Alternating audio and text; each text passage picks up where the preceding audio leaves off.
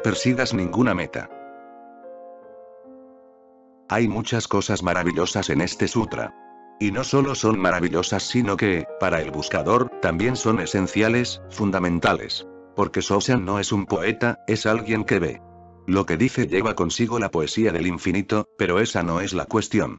Cuando una persona iluminada habla, lo que dice es maravilloso, poético. Simplemente por su forma de ser, en todo lo que de él sale resuena él, va él, su fragancia. Pero esa no es la cuestión. No te pierdas en la poesía, porque la poesía es parte de la forma y la verdad no tiene fin. La forma en que Shoshan dice las cosas es hermosa y poética, pero recuerda, no te pierdas en su poesía. No te pierdas en la poesía de los Upanishad, del Gita, de las palabras de Jesús.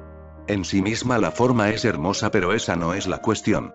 Entra en el contenido, no te quedes en el recipiente. Para el buscador lo esencial es el contenido, entender el contenido y convertirse en él. Porque no hay verdad más allá del entendimiento. De hecho, el entendimiento en sí mismo es la verdad. Decir que a través del entendimiento se alcanza la verdad no es cierto, porque no hay otra verdad aparte del entendimiento. El entendimiento es la propia verdad. ¿Entiendes? Te has convertido en la verdad. La verdad no está en algún lugar esperándote a ti para ocurrir. Se revela a través de tu entendimiento, se revela dentro de ti. Estas instrucciones de Shoshan son para el buscador, y cada palabra tiene un gran significado. Vivir en el gran camino no es ni fácil ni difícil, siempre que haya una meta, el camino podrá ser fácil o difícil. Depende de dónde estés, de cuánta distancia haya entre tú y la meta, de que para llegar allí haya una autopista o tengas que caminar por un sendero. ¿Está el camino señalado en el mapa o tienes que encontrar tu propio camino? Si existe una meta será o fácil o difícil. También depende de si has caminado por ese camino antes. ¿Conoces el camino? Si es así, entonces será fácil, pero si no conoces el camino, entonces será difícil. ¿Eres un buen viajero? Depende de tu condición física, de tu condición mental, que sea fácil o difícil. Pero la verdad no es en absoluto una meta. Así que ¿cómo va a ser fácil o difícil? Hay gente que dice que la verdad es muy difícil. Estas palabras proceden de su total ignorancia. Hay otra escuela opuesta que dice, la verdad es fácil. No tiene nada de difícil. Solo hay que comprender, es fácil. También estos están diciendo algo que no es correcto. Y ambas posturas pueden ser entendidas por la mente. ¿Es difícil? Entonces la mente puede encontrar técnicas, caminos y medios, para hacerla fácil. Hace 3000 años viajar era algo realmente difícil. Ahora es tan fácil. Como cualquier otra cosa. Tú simplemente entras en un avión y no haces nada, solo descansas. Y cuando te hayas terminado el té, ya habrás llegado. Si la meta es difícil se puede hacer fácil. Eso es lo que Maharishi Mahesh Yogi va enseñando en Occidente. Que ha descubierto una técnica de alta velocidad. Si la meta es difícil, entonces, por supuesto, te resultará muy difícil viajando en un carro, pero si viajas en avión te será más fácil. ¿Hay acaso una meta? Este es el quid de la cuestión.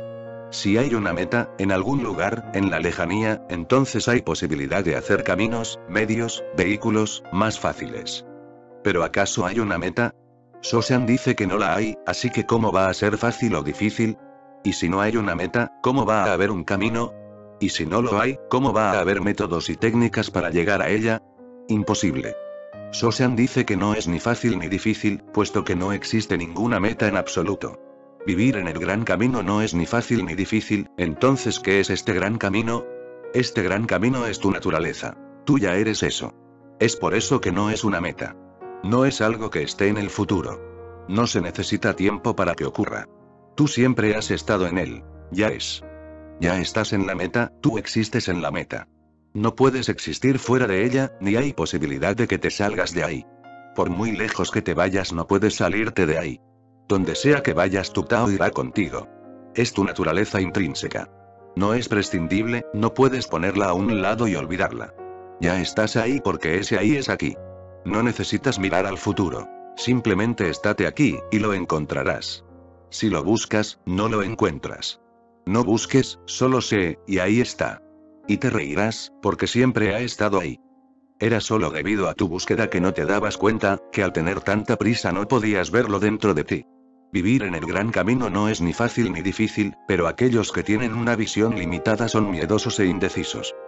Cuanto más se apresuran, más lentos van, y el apego no tiene límites. Estar apegado, aunque sea a la idea de la iluminación, es desviarse. Deja que las cosas sean a su manera y no habrá ni ir ni venir. Deja que las cosas sean a su manera y no habrá ni ir ni venir. Eres el camino y la meta. No hay ninguna distancia entre tú y la meta. Eres el buscador y lo buscado. No hay ninguna distancia entre el buscador y lo buscado. Eres el devoto y la devoción. Eres el discípulo y el maestro. Eres el medio y el fin. Ese es el gran camino. Ha estado siempre a tu alcance. En este mismo instante estás en él. Despierta, y estás en él. Te vas a dormir, y permaneces en él, solo que al estar dormido no puedes verlo. Y entonces te pones a buscar. Tú eres como un borracho buscando su hogar, pidiendo algo que está justo delante de tus ojos. Pero en tus ojos no hay claridad. Están llenos de opiniones, de distinciones, están llenos de palabras y teorías. Por eso tu visión es borrosa. Por lo demás, lo que sea que estés buscando está justo delante de ti. Los hindúes emplean el método de mirarse la punta de la nariz.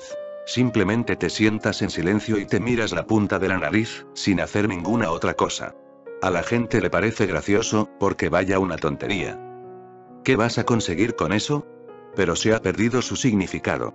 Lo que los hindúes quieren decir con esto es que está justo delante de ti, justo en la punta de la nariz. Quédate en silencio, mírate la punta de la nariz y no te líes con ningún pensamiento, y de pronto, ahí está. Justo en la punta de la nariz, siempre delante de ti. Y esto es lo bonito de mirarse la punta de la nariz. Vayas donde vayas, está siempre delante de ti. Si vas al lugar adecuado, ahí está. Si vas a un lugar equivocado, ahí está. Si eres un pecador, está delante de ti. Si eres un santo, ahí está, delante de ti. Cualquier cosa que hagas, ponte boca abajo, en la postura de Shirsasana, y ahí está, delante de ti. Duérmete, y ahí está. Despierta, y ahí está. Esto es lo que quiere decir mirarse la punta de la nariz, porque hagas lo que hagas, no puedes ponerla en otro sitio que delante de ti. En cuanto te mueves, se mueve. Solo mirándote la punta de la nariz entenderás que la verdad está justo delante de ti. A donde sea que vayas, va contigo. No puedes perderla, así que no es cuestión de encontrarla. Entender que no la has perdido, pero fíjate. Normalmente nunca te miras la punta de la nariz, porque siempre estás mirando otras cosas, interesado por otras cosas. Nunca te miras la punta de la nariz. Los hindúes tienen otra hermosa teoría. Dicen que cuando alguien empieza a mirarse la punta de la nariz, significa que su muerte está próxima, que morirá antes de que hayan pasado 6 meses.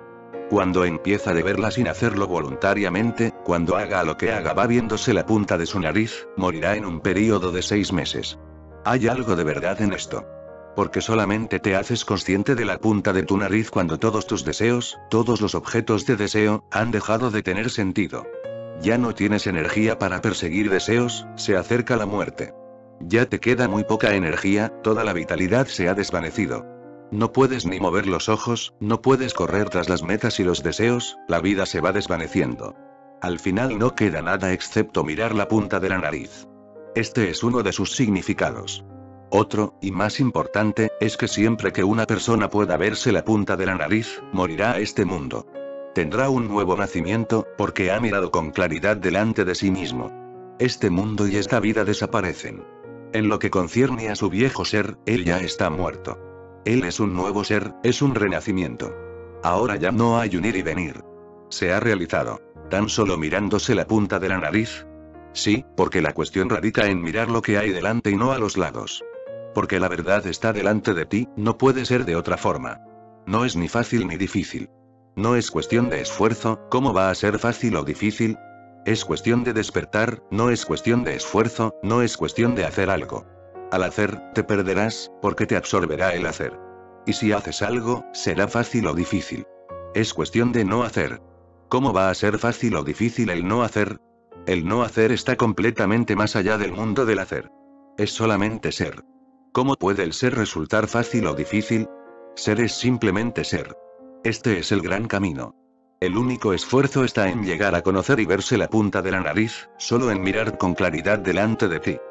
Pero aquellos que tienen una visión limitada son miedosos e indecisos. Cuanto más se apresuran, más lentos van, parece contradictorio pero le ocurre a todo el mundo.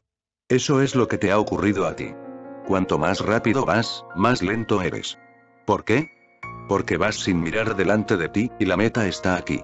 Cuanto más rápido te mueves, más rápido te alejas. Si alguien se fija en tu velocidad creerá que eres rápido, pero si se fija en lo que te pierdes, verá que eres lento. Cuanto más rápido vas, más lento. No vayas a ningún sitio. Estate aquí. E inmediatamente llegas. No hay ningún espacio que recorrer ni ningún tiempo que trascender. Estate aquí.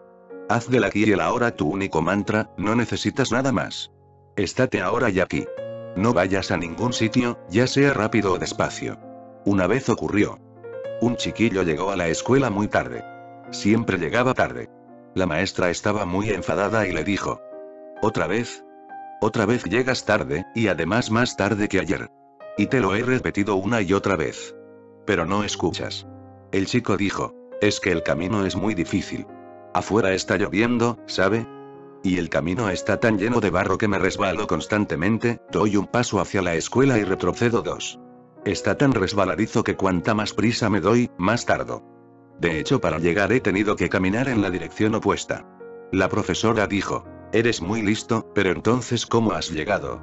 El chico respondió: pues me puse a caminar hacia mi casa, y así llegué.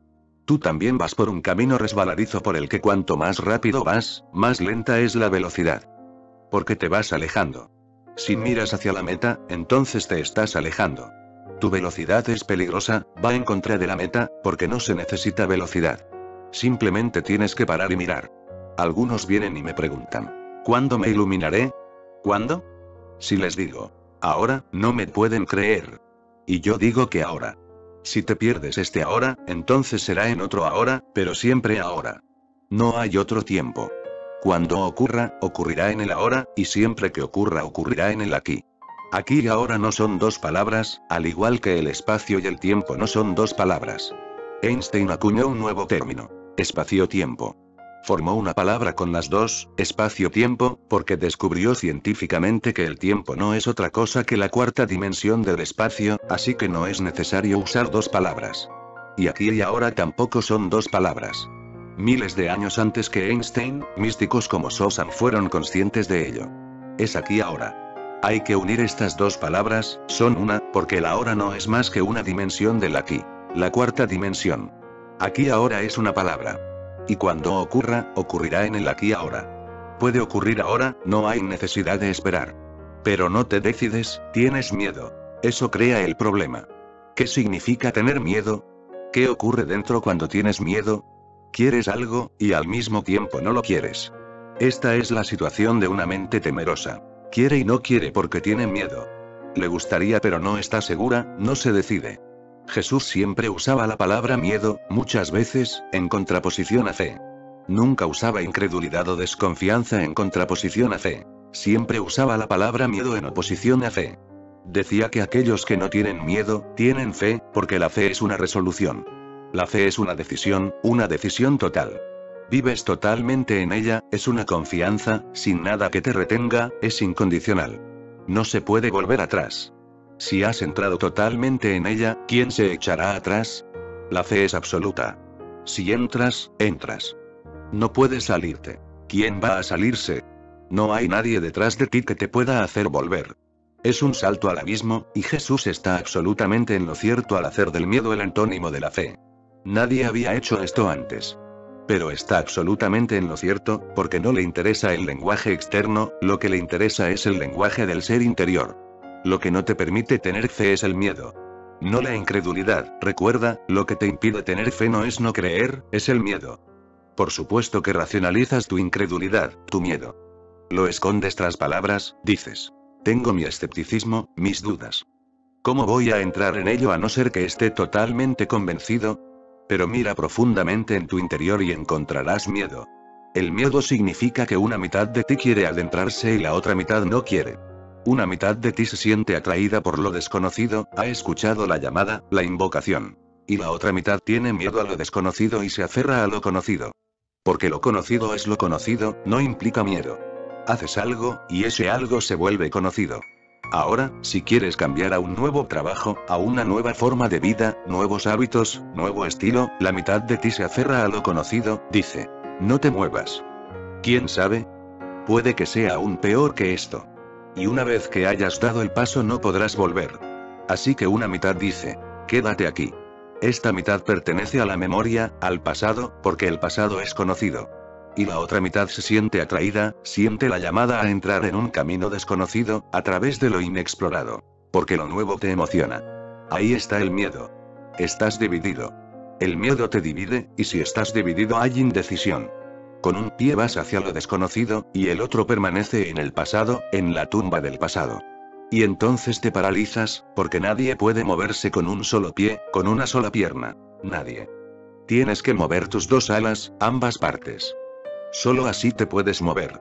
Cuando estás indeciso, estás estancado. Y todo el mundo está indeciso. Este es el problema, esta es la ansiedad. Estás paralizado, sin poderte mover. La vida sigue fluyendo, y tú te has vuelto como una piedra, bloqueado, un prisionero del pasado. Pero aquellos que tienen una visión limitada son miedosos e indecisos.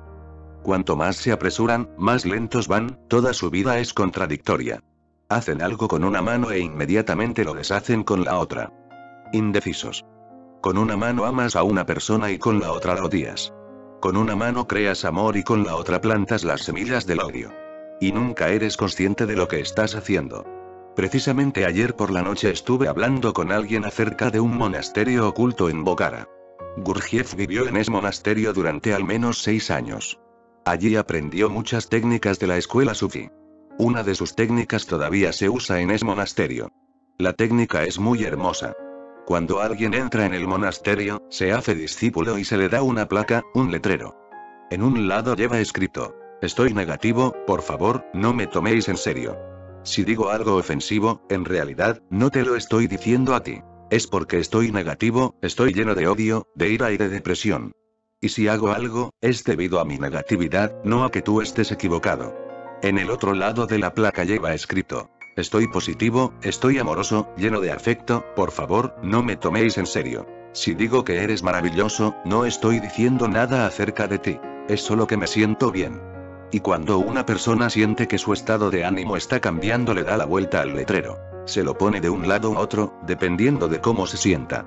Y a través de esto ocurren muchas cosas, porque nadie le toma en serio. La gente se ríe, porque él está negativo. Si alguien se siente mal y vomita, está bien. No te está vomitando a ti, no te está echando nada encima. Simplemente está expulsando algo que le molesta. Y solo cuando esta división se acaba y el discípulo va al maestro y le dice: no soy ni lo uno ni lo otro. Ahora no estoy ni negativo ni positivo, todo se ha calmado y mis dos alas se han hecho una, ahora soy uno, solo entonces se quita la placa. El momento en que se retira la placa es un momento de iluminación. Entonces estás completo. De otra forma estás siempre contradiciéndote a ti mismo, y entonces sufres y sientes angustia, y piensas: ¿qué me pasa? No te pasa nada. Por un lado haces algo bueno, e inmediatamente, por el otro haces algo malo. Inmediatamente, para destruir ese otro lado que se ha adelantado, porque no puedes decidir, porque estás dividido. Una parte de ti se agarra a los viejos hábitos, y la otra quiere adentrarse en lo desconocido. Una parte quiere agarrarse al mundo, y la otra quiere convertirse en un pájaro y entrar en el desconocido cielo de lo divino, en la propia divinidad de la existencia. Entonces estás estancado. Trata de darte cuenta. Es difícil porque nunca lo has intentado, pero en realidad no es en absoluto difícil. No es ni fácil ni difícil. Solo observa lo que estás haciendo contigo y con los demás. Todo lo que hagas a medias te producirá sufrimiento. Estancado, caerás una y otra vez en el infierno. El infierno es el lugar en donde la gente se estanca, y el cielo es el lugar en donde todo el mundo se mueve, donde no están paralizados. El infierno es un lugar en donde no hay libertad, el cielo es libertad. Los hindúes han llamado al estado supremo moksha, libertad absoluta. Nadie está estancado en ningún lugar, sino que fluye libre como un río, o como un pájaro al viento, con todo el cielo infinito a su alrededor, sin estar sujeto a nada. Pero aquellos que tienen una visión limitada son miedosos e indecisos. Cuanto más se apresuran, más lentos van, y el apego no tiene límites. Y recuerda, no importa dónde te agarres. El agarrarse en sí mismo es el problema, lo importante no es a lo que te agarras. Por eso Sosan dice: el apego no tiene límites. No se limita solo a este mundo, a este cuerpo, a los sentidos, a los placeres. También puedes apegarte a la iluminación, puedes apegarte a Dios. puedes agarrarte al amor, puedes agarrarte a la meditación, puedes agarrarte a la oración. Y, al agarrarte, te vuelves a estancar. No te agarres a nada, permanece libre y móvil. Cuanto más móvil, más cerca estás de ti mismo. Y cuando tu movilidad es completa, cuando no te estancas en ningún lugar de tu energía, la verdad llama a tu puerta. Siempre ha estado llamando, pero estabas estancado y no podías oírlo. Está justo delante de ti, en la punta de tu nariz. Estar apegado, aunque sea a la idea de la iluminación, es desviarse. Esto se convierte en un problema. Si te aferras demasiado a la idea de que tengo que iluminarme, esto mismo se convertirá en tu problema. La iluminación nunca se alcanza, ocurre. No es algo que se alcance. Y la mente que busca conseguirla nunca la alcanza. Puede que estés tratando de conseguir poder en este mundo, y luego trates de conseguir poder en el otro. Primero quieres conseguir riqueza en este mundo, y después tratas de conseguir riqueza en el otro. Pero tú sigues siendo el mismo, y la mente, tu forma de funcionar y todo el esquema siguen siendo lo mismo. Conseguir. Alcanzar. Esa es la obsesión del ego. La mente que quiere conseguir es el ego. Y el que lo consigue es aquel que no está tratando de conseguirlo, aquel que simplemente está feliz donde está, aquel que es feliz siendo lo que es. El que no tiene meta. El que no va a ningún lugar. El que se mueve, pero cuyo movimiento no es para alcanzar ninguna meta. Se mueve por su energía, no por algo en concreto. Su movimiento no es a causa de ningún motivo. Por supuesto que alcanza la meta. Eso es otra cuestión. Un río fluye desde los Himalayas. No va hacia el mar, no conoce el mar, no sabe dónde está, no le importa el mar. La alegría de moverse por los Himalayas es tan hermosa en sí misma, pasando por los valles, por sus picos, a través de los árboles, y luego llegando a los llanos, a su gente, el propio movimiento es hermoso en sí mismo. Y el movimiento es hermoso cada momento, porque es vida. El río ni siquiera es consciente de que haya una meta, de que haya un mar. Esa no es la cuestión.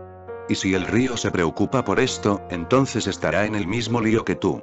Entonces se parará en todos los sitios y preguntará por dónde ir. ¿Cuál es el camino a seguir? Y tendrá miedo porque no sabrá si dirigirse al norte, o al sur, o al este, o al oeste. ¿Hacia dónde ir? Y recuerda, el océano está en todos los sitios. No importa que te dirijas al norte o al este o al oeste. El océano está en todos los sitios, por todas partes. Está siempre delante de ti. No importa de dónde vayas. No preguntes por el camino, pregunta cómo moverte mejor. No preguntes por la meta no está fija en ningún sitio. Donde sea que vayas, ve danzando. Alcanzarás el océano. Eso es seguro. Le sucede a los ríos pequeños, a los grandes. Todos lo alcanzan. El arroyo es muy pequeño, no te puedes imaginar cómo ese pequeño arroyo alcanzará el océano, pero lo alcanza. No es cuestión de grande o pequeño. La existencia es infinitamente generosa con todo el mundo. El tamaño no tiene importancia. Los árboles pequeños florecen, los árboles grandes florecen. La cuestión es florecer. Y cuando un árbol pequeño florece, no es menos feliz que cuando lo hace uno grande. La felicidad es exactamente la misma. La felicidad no es cuestión de tamaño, no es cuestión de cantidad. Es la cualidad de tu ser. El río pequeño danza y llega, el río grande danza y llega. Todos vosotros sois como ríos, todos alcanzáis el océano. Pero no lo convirtáis en una meta. Si no, cuanto más deprisa vayáis, más lentos os moveréis. Y cuanto más quieras llegar, más estancado estarás, porque tendrás más miedo. El miedo a no llegar te agarrotará, el miedo a no llegar te paralizará, el miedo a equivocarte te mutilará. Si no hay meta, no hay miedo. Recuerda, el miedo está relacionado con la meta. Si no vas a ningún sitio, ¿dónde está el miedo? No puedes perder nada, no puedes fracasar, así que, ¿de qué tener miedo? Miedo significa posibilidad de fracasar. ¿De dónde procede esta posibilidad de fracasar? Procede de estar orientado hacia una meta. Tú siempre estás buscando la meta. Algunas personas vienen y me preguntan. Hemos estado meditando durante 3 meses. Y no ha ocurrido nada. No va a ocurrir nada, porque estás esperándolo. Ni siquiera puedes esperar que ocurra, porque hasta el esperar se convierte en un esfuerzo interno. Tú simplemente miras, te relajas. Cuando ya no estás ahí, ocurre. Y nunca va a ocurrirte a ti. Ocurrirá solo cuando el barco esté vacío, cuando la casa esté vacía. Cuando bailas pero no hay un bailarín, cuando observas pero no hay un observador, cuando amas y no hay un amante, ocurre. Cuando caminas y no hay un caminante adentro, ocurre. No esperes, no hagas ningún esfuerzo, no crees ninguna meta, o hasta la iluminación se convertirá en una prisión. En Oriente le ha pasado a muchísima gente. Millones de personas toman sannyas, se hacen bhikkhus budistas, sannyasin hindúes, se van a los monasterios, y allí se quedan atascados. Vienen a mí y son exactamente igual que todo el mundo. Hay gente que se atasca en el mundo de los negocios, y ellos están atascados en un monasterio. Esa es la única diferencia. Unos fracasan en lo mundano y ellos fracasan en el monasterio. Pero nunca se preguntan, ¿por qué fracasas? Tú creas tu propio fracaso. Si estás buscando una meta, te convertirás en un fracasado. Al final, la mente orientada hacia una meta es una barrera, la mayor de las barreras. Simplemente sé. Lo supremo llegará. Deja que la decisión y el problema sean de lo supremo, no tuyos. Déjaselo a lo supremo, sabe más. Deja que sea el problema de Dios, deja que sea Él quien se preocupe. Tú no te preocupes. Simplemente goza de la vida tal como fluya, mientras dure. Canta y baila, y deja que Dios se preocupe. ¿Por qué te preocupas tú? Simplemente despreocúpate. Y no pretendas alcanzar nada, porque hacer eso es crear la mayor tensión que le pueda ocurrir a la mente humana. Entonces no puedes mirar aquí ahora, entonces miras hacia adelante, a la lejanía, al futuro. Hacia la meta, la utopía, la ciudad dorada, Shambhala. Allí. Y tienes que alcanzarla, así que corres. ¿A dónde vas? ¿De quién huyes? ¿Por qué corres? Shambhala está aquí y ahora, la utopía ya ha ocurrido. Jesús dice a sus discípulos, ¿a quién esperáis? Yo estoy aquí. Hasta sus discípulos preguntaban, ¿cuándo llegará el Mesías? ¿Cuándo? Porque los judíos habían estado esperando durante siglos la llegada del Mesías y cuando llegó no estaban dispuestos a darle la bienvenida. Todavía le están esperando. Jesús ha venido y ellos están esperando todavía. Y aun cuando Jesús no estaba ahí, ha habido muchos otros Jesús. Han estado viniendo siempre. Dios siempre es abundante. A veces es un Mahoma, a veces un Jesús, a veces un Buda, a veces un Sosan, un Chuang-Tzu. Dios rebosa, está continuamente rebosando, no puede hacer otra cosa. No es un tacaño. Pero los cristianos dicen que solo tuvo un hijo. ¿Acaso es impotente? ¿Quedó impotente tras el nacimiento de Jesús? Parece absurdo, el único hijo legítimo, el unigénito. Eso no es posible, porque de ser así tu Dios no es un Dios. No vale para ello. Los mahometanos dicen que solo hay un profeta. Mahoma es el último de los profetas. ¿Por qué el último? ¿Es que su Dios se ha muerto? ¿No puede mandar ningún mensaje mejor? ¿No puede mejorarlo? ¿Ha dejado de ser un creador? Porque la creatividad siempre significa una autotranscendencia, constantemente trascender. Un pintor sigue pintando, y sigue trascendiéndose a sí mismo. Alguien le preguntó a Van Gogh, ¿cuál de tus cuadros es el mejor? Él contestó, este que estoy pintando ahora. Unos días más tarde el mismo hombre volvió a preguntarle lo mismo. Y Van Gogh le contestó, ya te lo he dicho. Este. Y entonces estaba pintando otro cuadro. Este que estoy pintando ahora es el mejor. Dios es una sobreabundancia, una infinita sobreabundancia. Cuando llega Mahoma, Mahoma es el mejor. Cuando llega Buda, Buda es el mejor. En realidad, él nunca se repite. Siempre crea lo mejor, sin comparaciones. Pero la gente sigue esperando. No ven al mensajero en la puerta porque sus ojos no están ahí. Sus ojos están en alguna otra utopía, en algún otro lugar.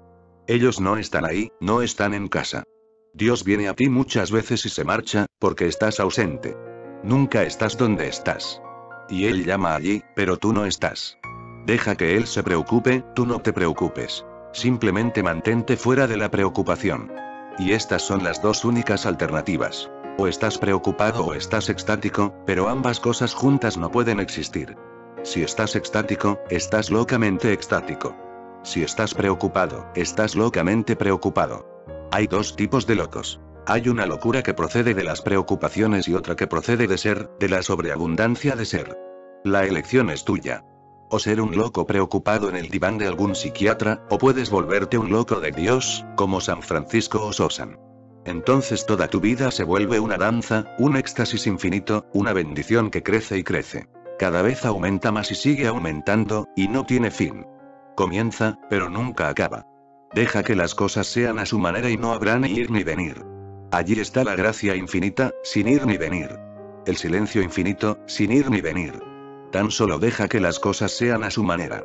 No te interpongas en su camino, no intentes cambiar nada. Esto es algo muy difícil de entender para la mente, porque a ella le encanta cambiar. Si eres un pecador, quieres volverte un santo. Si eres feo, quieres volverte guapo. Si eres malo, quieres hacerte bueno. La mente va cambiando, tratando de cambiar, y ella te atrae porque parece que sí, que puedes mejorar, así que trata de cambiar. Pero no puedes mejorar, y entonces te estancas porque ya eres lo mejor. La única cuestión es cómo dejar de preocuparte y cómo empezar a vivir. Sé un vividor, deja que las cosas ocurran por sí mismas. Acepta. ¿Quién eres tú para preocuparte? Tú has nacido. Nadie te ha preguntado si querías nacer o no. De otro modo te habrías quedado estancado ahí, porque no puedes decidir nada. Eres indeciso. Si se te hubiera preguntado, si Dios hubiera venido a preguntarte, Él nunca comete ese error porque sabe que te estancarías ahí, aunque estuvieras pensando durante toda la eternidad, serías incapaz de decidir si nacer o no. Él te arrojó a la vida de repente, sin pedirte permiso. De otra forma no estarías aquí. Y si Él te preguntara acerca de tu muerte, volverías a quedarte estancado. Él nunca pregunta, simplemente te lleva consigo. Él te conoce bien. Sabe que no te puedes decidir. Si viniera y te preguntara, ¿cuándo quieres morir? ¿Serías capaz de decidirte? ¿Quizá el sábado, quizá el domingo? No. Solo hay 7 días, y no serías capaz de decidirte por ninguno. Él tiene que venir sin preguntarte. Si la vida ocurre sin ti, si el nacimiento, la muerte y el amor ocurren sin ti, entonces ¿por qué deberías preocuparte? Quien quiera que sea el creador, si puede darte el nacimiento, si puede darte la muerte, si puede crear y destruir, déjale a Él todas las preocupaciones. Tú disfruta mientras seas. Y si puedes disfrutar mientras eres, de repente te das cuenta. Esta es la fuente original. Has tocado vida infinita. Jesús dice: estoy aquí para mostraros la abundancia de la vida, su infinita riqueza, y la única manera es dejar que las cosas sean. No interfieras, no impongas tu propia manera. Deja que tu Tao fluya, deja ir a tu naturaleza, donde quiera que vaya. Obedece a la naturaleza de las cosas, tu propia naturaleza, y andarás libre y tranquilo. Cuando el pensamiento está cautivo, la verdad se oculta, pues todo es oscuro y confuso, y la gravosa práctica de juzgar trae consigo irritación y hastío. ¿Qué beneficio se puede sacar de las distinciones y las separaciones? Cuando estás repleto de pensamientos, la mente está borrosa, tu visión no es clara. ¿Pero qué hacer? Ahí están los pensamientos. Déjalos estar ahí. Tú no te impliques. Déjalos estar ahí. No te involucres en ellos. Se mueven por sí solos, déjalos que se muevan. ¿Por qué tendrías que involucrarte y molestarlos? Fluyen como un arroyo. Déjalos fluir. Tú siéntate en la orilla y descansa. Diles a tus pensamientos: está bien, si hay nubes en el cielo, si hay árboles, ríos y océanos en la tierra, ¿por qué no va a haber pensamientos en mi mente? Acéptalos. Está bien. Si los aceptas y les dices que está bien, sentirás un cambio repentino, porque ellos necesitan tu energía para moverse. Y si no te involucras, poco a poco la energía se retira por sí sola. Se va haciendo menor y menor. Y llega un momento en el que los pensamientos vienen solamente cuando se les necesita. Los pensamientos en sí no son una carga. Lo que es una carga son los pensamientos innecesarios, ellos son los que nublan tu visión. Esta niebla es debida a los pensamientos innecesarios. Cuando te quieres mover usas las piernas. Cuando quieres pensar usas los pensamientos. Cuando te quieres comunicar usas la mente. Pero cuando estás sentado bajo un árbol, ¿para qué continuar moviendo las piernas? Parecerás un tonto. Pero aún así tu mente continúa moviéndose. La mente es una función, y la función es útil en el momento oportuno. Cuando se la necesita, la mente comienza a funcionar. Yo os estoy hablando a vosotros. La mente está funcionando. Si yo fuera así, ¿cómo os podría hablar? Sosan está diciendo algo, ¿cómo podría decirlo si no hubiera mente? Pero en el momento en que ha dejado de hablar, la función se anula, entonces no hay mente. Igual que no hay piernas, porque cuando no se mueven no están ahí. Cuando tienes hambre comes. Cuando te quieres comunicar usas pensamientos. Cuando no tienes hambre no sigues comiendo. Sin embargo, hay gente que continúa masticando chicle, que fuma. Pero masticar y fumar son solo sustitutos de la comida. A ellos les gustaría estar comiendo constantemente, pero eso es imposible porque el cuerpo no lo toleraría, así que tienen que hacer algo con la boca. Y por eso mastican chicle, fuman, o hacen algo. Por ejemplo, en el pasado a las mujeres no se les permitía hacer todas esas estupideces que a los hombres les están permitidas. No se les permitía fumar, no se les permitía masticar chicle o cosas por el estilo. No estaban bien vistas. Así que, ¿qué hicieron? Empezaron a hablar. Es por eso que las mujeres hablan más, porque necesitan un sustituto. La boca tiene que estar siempre ocupada. Y ellas empezaron a hablar. No se puede encontrar dos mujeres sentadas que no estén hablando. A no ser que sean inglesas, que no son mujeres en absoluto. Se las ha reprimido tanto que se han vuelto como zombies. Si no es así, las mujeres siempre están cotorreando. Como los pájaros en los árboles, cotorreando. Precisamente el otro día unas cuantas mujeres estaban trabajando aquí, en el jardín. Se pasaron todo el día charlando. El día entero. Sin razón alguna, pero charlaban. Es solo la boca que quiere comer constantemente. Ves a la gente sentada en el teatro. Están constantemente moviendo las piernas. ¿Por qué se sientan? Tendrían que salir y moverse. Están haciendo las dos cosas. No pueden sentarse en silencio. Y eso es lo que le ocurre a tu mente. La mente es buena en sí misma. Todo es bueno en sí mismo, en su lugar. Cuando la mente sea necesaria, úsala. Cuando no sea necesaria, ponla a un lado. Tú sigues siendo el maestro y todo lo demás es una función. Pero la mente ha asumido el mando. Sea lo que sea que estés haciendo, ella sigue y sigue. Al igual que una radio que no puedes apagar porque se le ha estropeado el botón y sigue siempre encendida. Estás durmiendo y la radio continúa. Estás descansando, comiendo, haciendo el amor, y la radio continúa. Y tienes que aguantarla constantemente. Poco a poco, te vas volviendo insensible al hecho de que la radio siga encendida. Simplemente no escuchas. Eso es lo que le ha ocurrido a tu mente. Sigue y sigue y sigue. No sabes dónde está el botón para apagarla. No escuchas, simplemente la soportas, la ignoras. Lo has dado por hecho como si tuviera que ser así. No es así, de ser así no podría ocurrir un Buda. Y cuando digo esto, lo digo a través de mi propia experiencia. No es así. El botón se puede sustituir. Eso es lo único que hacen las meditaciones. No te conducen a la iluminación, lo único que hacen es poner el botón que faltaba o arreglar el que estaba roto o bloqueado, o que todavía no funcionaba, o que no sabías cómo usar.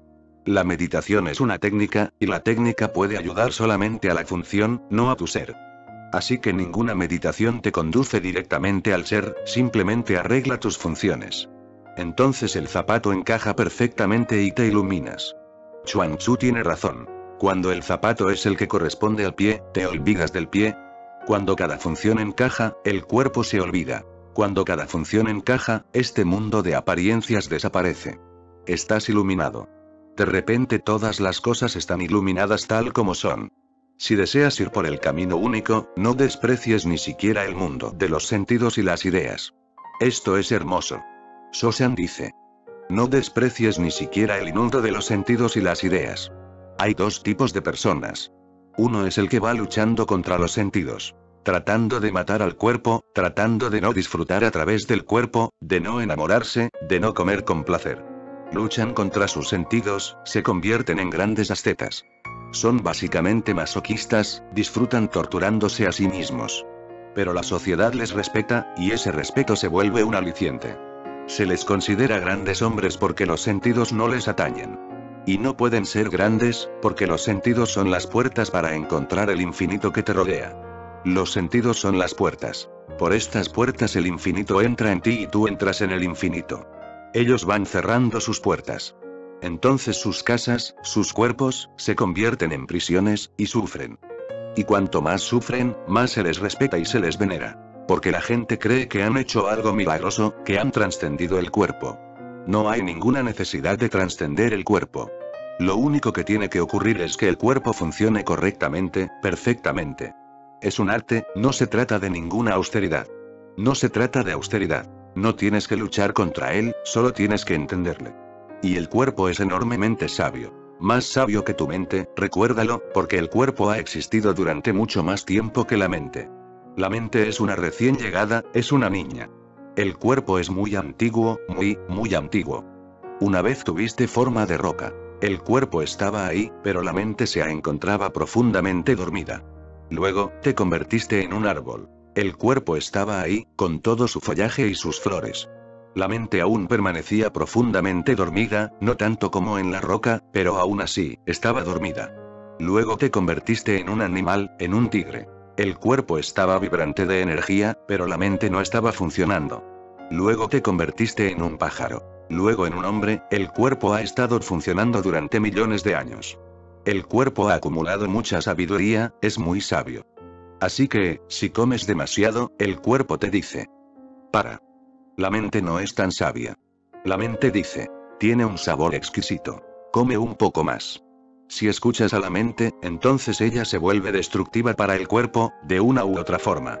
Si escuchas a la mente, primero dirá: sigue comiendo, porque la mente es tonta, es una niña. No sabe lo que está diciendo. Es una recién llegada, todavía no ha aprendido. Todavía no es sabia, es inexperta. Escucha al cuerpo. Cuando el cuerpo diga: tengo hambre, come. Cuando el cuerpo diga: para, hazlo. Escuchar a la mente es como si un niño estuviera guiando a un anciano. Ambos se van a caer en una zanja. Si escuchas a la mente al principio estarás demasiado en los sentidos, y después te hartarás. Y cada sentido te producirá infelicidad, te producirá más ansiedad, más conflicto, más dolor. Comer demasiado te causará dolor, y vomitarás. Dañará todo el cuerpo. Entonces la mente dirá: comer es malo, así que ayuna. El ayuno también es peligroso. Si escuchas al cuerpo, nunca comerá en exceso ni nunca de menos. Simplemente seguirá el Tao. Algunos científicos han estado trabajando en este problema y han descubierto un fenómeno muy interesante. Los niños pequeños comen cuando tienen hambre y se van a dormir cuando tienen sueño. Ellos escuchan a sus cuerpos. Pero los padres, los confunden, los obligan. Es la hora de la cena, o de la comida, o de esto y aquello, o es la hora de dormir. Venga. No les permiten seguir a sus cuerpos. Así, un investigador probó a dejar a niños a su libre albedrío. Trabajaba con 25 niños. No se les obligó a irse a dormir ni se les forzó a levantarse. Durante 6 meses no se les obligó a nada. Y de ello sobrevino una comprensión muy profunda. Durmieron estupendamente. Tuvieron menos sueños, sin pesadillas, ya que las pesadillas procedían de las imposiciones de sus padres.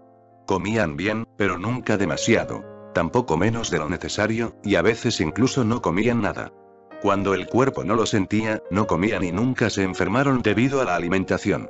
Se llegó a entender algo que nadie hubiera sospechado, algo milagroso.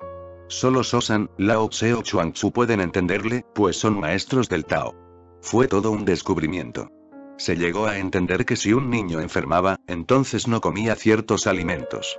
Y los científicos trataron de entender por qué no comían esos alimentos. Los analizaron y descubrieron que, para esa enfermedad en particular, esos alimentos eran nocivos. ¿Cómo podría haberlo sabido el niño? El cuerpo sabe. Y cuando el niño estaba creciendo, comía más de aquello que era necesario para su crecimiento. Entonces lo analizaban y descubrían que esos ingredientes eran de gran ayuda para el crecimiento. Y según iban creciendo tomaban otros alimentos, porque sus necesidades iban cambiando. Un día un niño comía algo y al día siguiente ni siquiera lo probaba. Y los científicos se dieron cuenta de que el cuerpo tiene su propia sabiduría. Si permites que el cuerpo se exprese, vas por el camino correcto, el gran camino. Y esto no solo ocurre con la alimentación, sino que también ocurre con todas las cosas de la vida. Tu sexo se enferma por tu mente, tu estómago se enferma por tu mente. Interfieres con el cuerpo. No interfieras. Prueba, aunque solo sea durante 3 meses. No interfieras. Y te volverás muy sano, te invadirá el bienestar. Sentirás que todo va bien, el zapato encaja. Pero el problema es la mente. La mente tiene su propia función. Cómo relacionarte con otros, cómo moverte en este mundo en el que vive tanta otra gente, cómo conducir un coche, cómo seguir las normas del tráfico, cómo no crear un peligro para los demás o para ti mismo, cómo mirar hacia adelante y hacer planes. La mente es como un radar. Mira hacia adelante, hacia dónde moverse, cómo moverse, pero la base sigue siendo el cuerpo. Las personas que están en contra del cuerpo y destruyen sus sentidos tardarán más tiempo en descubrir su iluminación que aquellas que escuchen a sus sentidos y sigan sus consejos. Si escuchas a tus sentidos te vuelves sencillo. Desde luego nadie va a respetarte, porque dirán de ti: este es un hombre sensual. Y un hombre sensual está más vivo que un hombre no sensual. Pero a él le interesa la vida. Todo el mundo está interesado en venerar algo que ya esté muerto. No esperes ningún respeto de la gente, o de lo contrario te perderás. Llega un momento en el que todo el mundo puede respetarte, pero tú no puedes respetarte a ti mismo porque te has perdido del todo. Nada encaja, todo te sale mal. Escucha al cuerpo. Porque estás aquí para disfrutar de este momento que te ha sido dado, este hermoso momento, esta maravilla que te ha ocurrido. Estás vivo, consciente, y el mundo es enorme. El ser humano es un milagro en este pequeño planeta, muy, muy pequeño, diminuto. El Sol es 60 veces mayor que esta Tierra, y este Sol es una estrella mediocre. Hay soles millones de veces más grandes que este, y hay millones de soles y millones de universos. Y hasta ahora parece, que la ciencia sepa, que la vida y la consciencia es algo que solo ha sucedido en esta Tierra. Esta Tierra está bendita. No sabes hasta dónde has llegado. Si supieras hasta dónde has llegado, te sentirías agradecido y no pedirías nada más. Podrías haber sido una roca y no hubieras podido hacer nada al respecto. Eres un hombre.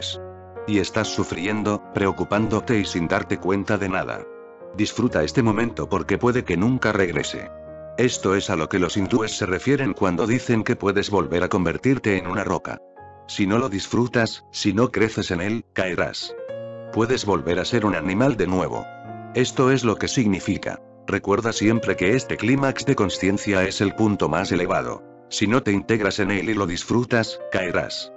Gurdjieff solía decir que tú todavía no tienes un alma. La vida es una oportunidad para conseguirla, para convertirte en un alma. No sigas perdiendo el tiempo y la energía porque, si mueres sin haberlo resuelto, simplemente desaparecerás. ¿Y quién sabe si volverás a tener otra oportunidad?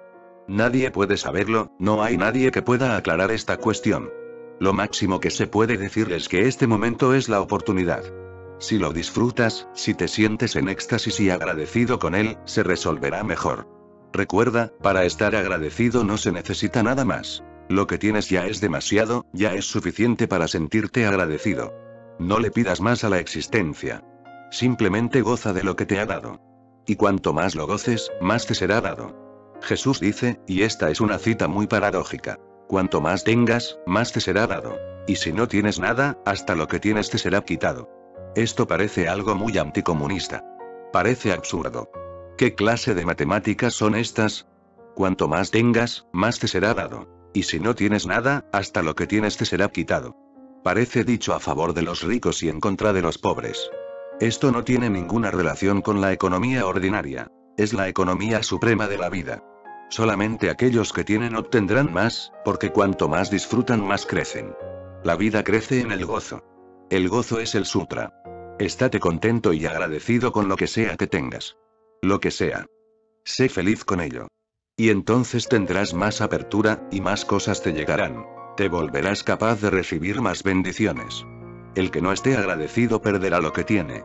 Al que lo está, la existencia entera le ayuda a crecer más, porque se lo merece y se da cuenta de lo que ha recibido. Sé más amoroso y recibirás más amor. Sé más pacífico y recibirás más paz. Da más y tendrás más para dar. Comparte y tu ser aumentará. Pero tú nunca das, nunca amas, nunca compartes. De hecho, ni siquiera te das cuenta de que tienes algo. Estás simplemente esperando que algo ocurra en algún lugar. Ya ha ocurrido. Simplemente míralo. Tú llevas el tesoro. Y nunca das porque no sabes qué te ha ocurrido a ti, y no sabes que dar se convertirá en tu crecimiento. Una vez, en una comunidad judía, ocurrió que un santo se estaba muriendo. Era un hombre pobre, pero muy, muy rico. Rico en su ser, rico en su éxtasis. Era un místico. Y toda la comunidad estaba preocupada por su muerte. Llamaron a todos los médicos del lugar pero ya no podía hacerse nada, la muerte se acercaba a cada momento. Entonces se reunió toda la comunidad para hacer lo último que se podía hacer: rezar. Pero ni siquiera esto parecía servir de nada. Así que el rabino dijo: ahora ya solo queda una cosa por hacer, y Dios no nos ayudará a menos que la hagamos. Ofreceremos nuestras vidas. Así que donemos algunos días o algunos años de nuestras vidas a este santo. Y todo el mundo se adelantó. La gente le amaba. Alguien dijo: yo ofrezco 5 años. Otro: yo 1 año. Algún otro: 1 mes. Y otro más: 1 día. Incluso hubo un avaro que dijo: 1 minuto. Pero hasta eso, piensa, no te rías, hasta 1 minuto de vida no es poca cosa, no es algo insignificante. Cuando te estés muriendo, echarás de menos a este minuto. Entonces Mullah Nasruddin, que también estaba allí, se acercó. Él no era judío pero también amaba a ese místico. Y dijo: 20 años. Nadie podía creerse lo que había oído.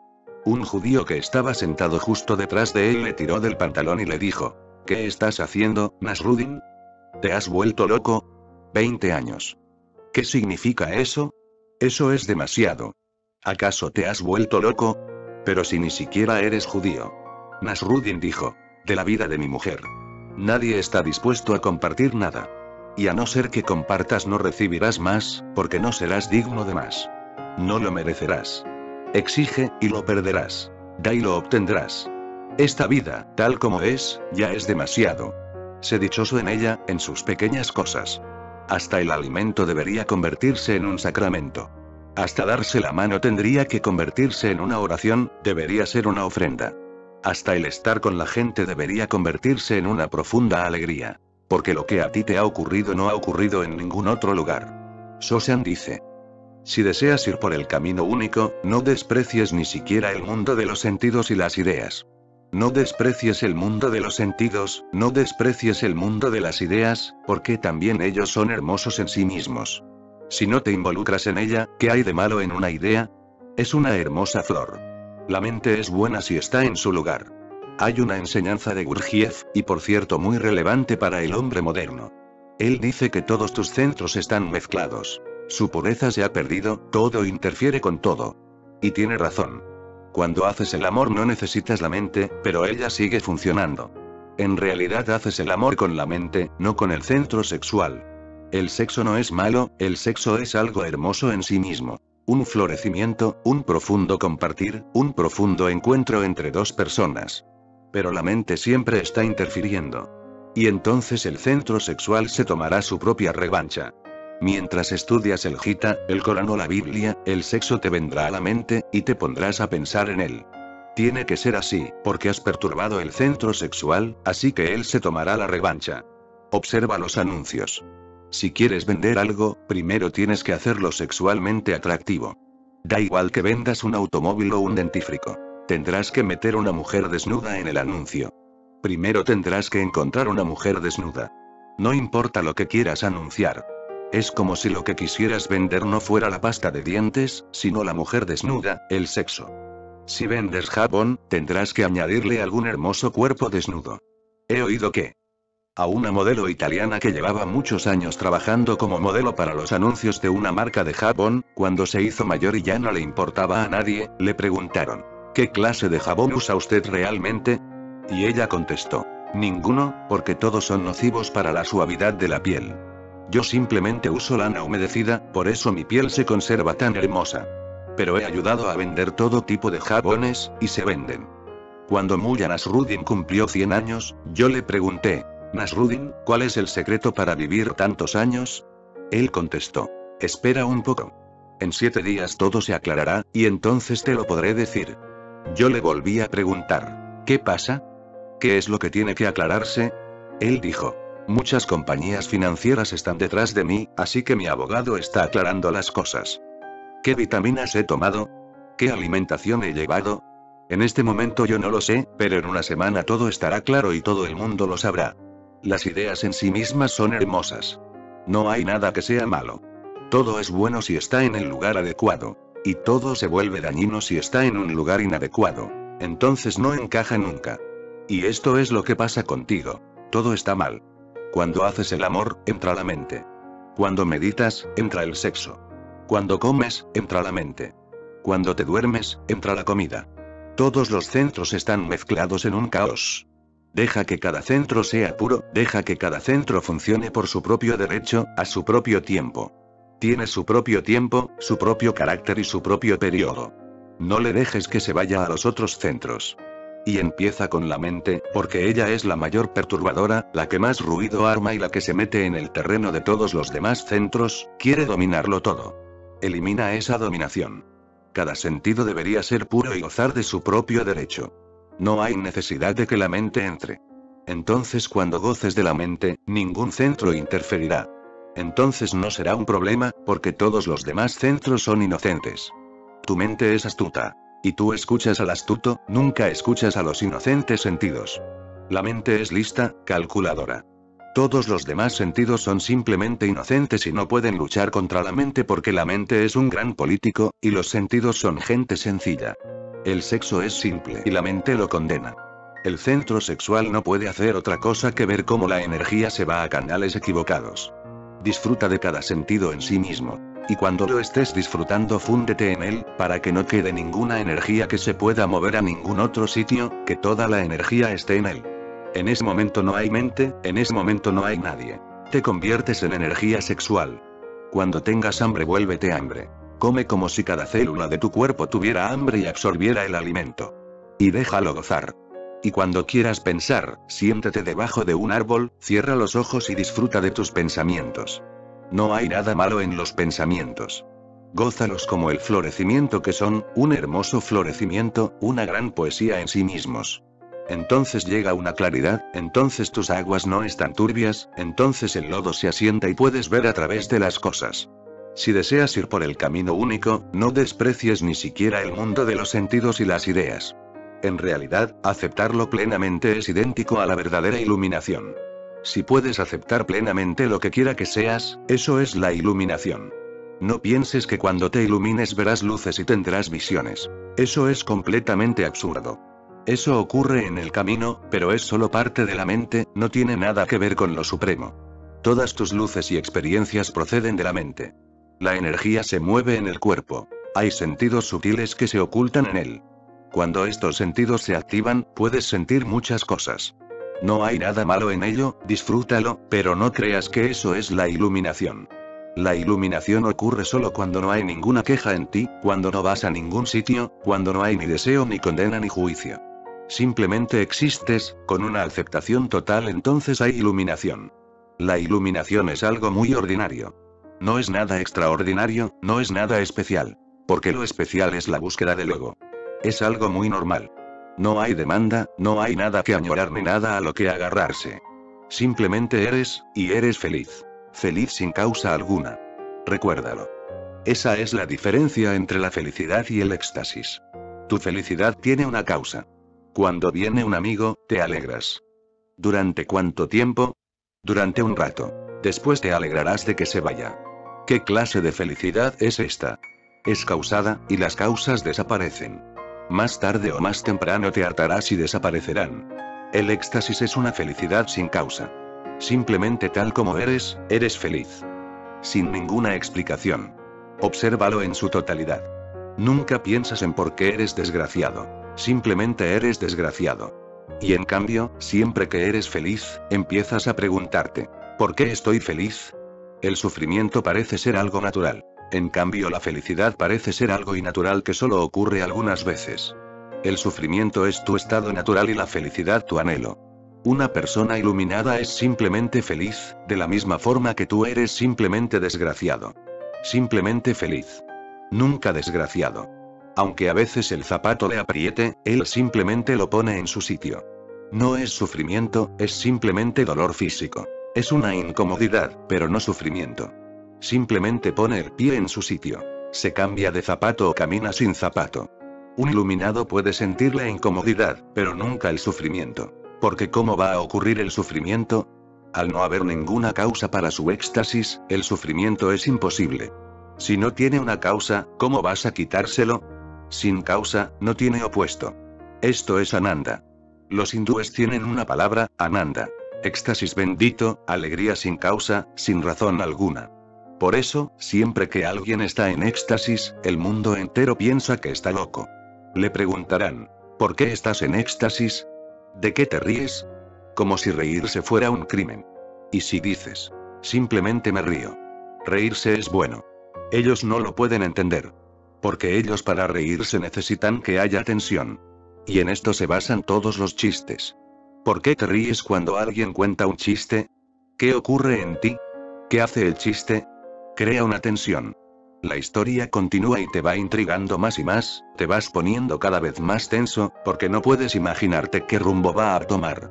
Entonces, de repente, hay un giro, y el giro es tal que nunca te hubieras imaginado que fuera así. Si ya te lo esperas, lo cual quiere decir que te sabes el chiste, no te reirás. Simplemente dirás que el chiste era malo, porque no se ha creado esa tensión. Cuando no conoces el chiste, o no sabes cómo va a seguir, se crea la tensión. Esperas, estás atento. ¿Qué ocurrirá? Y de repente la historia toma un cariz que no te esperabas. Y la tensión se libera, y te ríes. Esta risa es una liberación de tensión, tiene una causa. ¿Por qué te causa placer el sexo? Porque es una tensión. Tú comes, respiras, se crea cierta energía. La vida siempre te da más de lo que necesitas. La vida es abundante, la vida es un lujo, un perfecto lujo. No le importa cuáles sean tus necesidades, siempre te da más de lo que necesitas. Esta energía extra se acumula en el cuerpo. Eso es la energía sexual. Al acumularse se crea una tensión en tu cuerpo. Entonces la tensión surge y tienes que liberarla. Cuando esa tensión se descarga te sientes feliz, relajado. Puedes dormir. Pero el truco está en la tensión. Así que si haces el amor con excesiva frecuencia y no se acumula esa tensión, se vuelve soso. El chiste se vuelve soso, no tiene gracia. Si haces el amor con demasiada frecuencia, te hartarás. Porque no depende del amor, depende de la tensión generada. Si hacer el amor se convierte en una cosa cotidiana, la energía no es desbordante. Entonces, después de hacer el amor, en vez de sentirte feliz te sientes desgraciado, frustrado. Así no puede haber orgasmo, porque el orgasmo necesita más energía que el cuerpo. Es una sobreabundancia, por eso todo el cuerpo vibra en él. Recuerda, en las sociedades represivas la gente gozaba más del sexo, porque hasta encontrarse con la propia esposa era difícil. ¿Y qué decir de encontrarte con la esposa de otro? Eso era casi imposible. Había que traspasar muchas barreras para encontrarse con la propia esposa. En la India no podías ver a tu propia esposa a la luz del día. Con una familia tan enorme, con 100 personas viviendo juntas, durmiendo juntas, a veces, tenías que prepararlo todo para hacer el amor. Era hermoso, hermoso en un sentido, porque la tensión creada era tan elevada que llegaba a un clímax, y entonces sobrevenía el valle de la relajación. En Occidente el sexo se ha vuelto insípido. En Occidente ya nadie disfruta del sexo. Tienen demasiado. Te desprendes de la energía antes de generarla. Así es como ocurre la felicidad durante toda tu vida. Creas tensión y luego la relajas. El éxtasis es otra cosa. No tiene causa. No es una tensión y una liberación, no tiene nada que ver con la tensión y la liberación. Es simplemente la felicidad que llega cuando te sientes bien con la existencia, cuando sientes que aceptas. Cuando sientes que aceptas, de repente sientes que toda la existencia te acepta. Entonces puedes bendecir al todo, y el todo te bendice a ti. El éxtasis no tiene causa. Y no se te puede quitar. Tú no puedes hacerme desdichado. Como mucho, me puedes hacer sentir incómodo, eso es todo. No existe opuesto al éxtasis, Ananda. No tiene ninguna causa en absoluto. Por eso puede ser eterno. Sin embargo, lo que necesita de una causa no puede ser eterno. Cuando desaparezca la causa, el efecto desaparecerá. En realidad, aceptarlo plenamente es idéntico a la verdadera iluminación. El hombre sabio no persigue ninguna meta, pero el tonto se encadena a sí mismo. Todas tus metas se convierten en grilletes, se convierten en prisiones. Estás enjaulado en ellas. Y por eso sufres, y entonces preguntas, ¿cómo ser libre? Libérate de las metas y serás libre. No hay que hacer nada más. No crees metas, y no habrá cautiverio. Hay un dharma, una verdad, una ley, no varías. Las distinciones surgen por las tenaces necesidades del ignorante. Buscar la mente con la mente, discriminatoria, es el mayor de los errores. Buscar la mente con la mente, discriminatoria, es el mayor de los errores. ¿Qué estás haciendo cuando creas una meta? ¿Quién crea la meta? La crea la mente, y luego la mente busca una forma de alcanzarla. Entonces la mente inventa técnicas, métodos, maneras. Y tú sigues esas técnicas y esos métodos. ¿Qué es lo que estás haciendo? Estás siguiendo a la mente, te estás moviendo en círculos. La meta es creada por la mente, los medios son creados por la mente, y la mente te dirige. ¿Cómo vas a alcanzar la no mente con la mente? Y la mente está tensa, porque no se puede relajar. Depende de los opuestos. Está condenada a permanecer moviéndose de extremo a extremo. Puede condenar, puede apreciar, pero no puede aceptar totalmente. Y la totalidad es la meta. Y solo se puede llegar a través de la aceptación. La mente no puede aceptar, solo puede negar. Y cuando niega se siente muy bien, debido al ego. El que niega eres tú. Cuando el ego acepta se siente muy mal, porque cuando no hay negación, cuando no hay lucha ni conflicto ni a dónde ir, ¿qué va a hacer? Es como si para ti, simplemente estar aquí y ahora no tuviera sentido. La felicidad está ocurriendo en cualquier otro lugar. ¿Qué estás haciendo tú aquí? He oído que una vez dos vagabundos estaban descansando bajo un árbol. El lugar era muy tranquilo y hermoso. Un arroyo burbujeaba justo al lado y soplaba una agradable brisa fresca. Uno de los vagabundos le dijo al otro: en este instante, no me cambiaría ni por un tío que tuviera $50.000. El otro dijo: ¿y si ese tío tuviera $100.000, qué? El primero respondió: ni aún así. El segundo continuó hablando y dijo: imagínate que tuviera $1.000.000. Entonces el primero se entusiasmó, e incorporándose, dijo: bueno, eso ya es otra cosa. Ahora estás hablando de una verdadera pasta. Así es como funciona la mente. Imaginación, sueño. Y el sueño se convierte en la verdadera pasta. En realidad no hay nadie con quien cambiarse, pero la emoción se ha creado. En cuanto piensas en algo, inmediatamente te emocionas. Hasta con una foto de una mujer desnuda te excitas. De ahí que exista tanta pornografía en el mundo. Es solamente una foto. Líneas y colores sobre un papel, nada más. Ahí no hay nadie, y tú lo sabes perfectamente, pero le ocultarás esa foto a los demás, y cuando estés solo te pondrás a meditar en ella. ¿Qué estás haciendo? Verdadera pasta. La mente es solo imaginación, pero tú te emocionas. Y cada vez que te emocionas, la mente te ha vendido algo. Pero entonces serás desgraciado, porque la mente puede venderte la idea pero nunca puede proveerte la mercancía. Ese es el problema. No tiene material que surtir. Puede venderte la idea, es un buen vendedor, pero no tiene nada que entregar. Y cuando llegues y pidas que se te entregue, te surtirá con cualquier otra cosa. He oído que un vendedor fue a su jefe y le dijo: tengo un problema. Esa tierra que vendimos se ha convertido en un problema. El hombre que la compró me llama a todas horas porque todo el terreno está cubierto por 1 metro de agua. Y me dice: ¿qué clase de tierra me ha vendido? ¿Cómo voy a edificar ahí? ¿Qué hago? ¿Le devuelvo el dinero y cancelo la operación? El jefe le respondió: ¿qué clase de vendedor eres tú? Aprovecha la ocasión para venderle 2 lanchas a motor. Un vendedor tiene que seguir vendiendo. Si esto no ha valido, entonces alguna otra cosa valdrá. Y si el hombre se emocionó la primera vez, ¿por qué no va a entusiasmarse de nuevo? Solo se necesita usar alguna argucia. La mente te ha vendido ideas del futuro, pero no puede proporcionártelas porque el futuro nunca llega. Y cuando quiera que llegue siempre será el presente. La entrega es en el presente, y el vendedor habla del futuro. La entrega es aquí, y la mente piensa en términos de esperanza, de sueño, de imaginación. Acepta la realidad tal como tú eres y tal como es el mundo. No intentes cambiar nada. Y surge la iluminación. Y entonces todo cambia, porque ya no eres el mismo. Si tú cambias algo, nada cambiará. Si aceptas, todo se transfiere.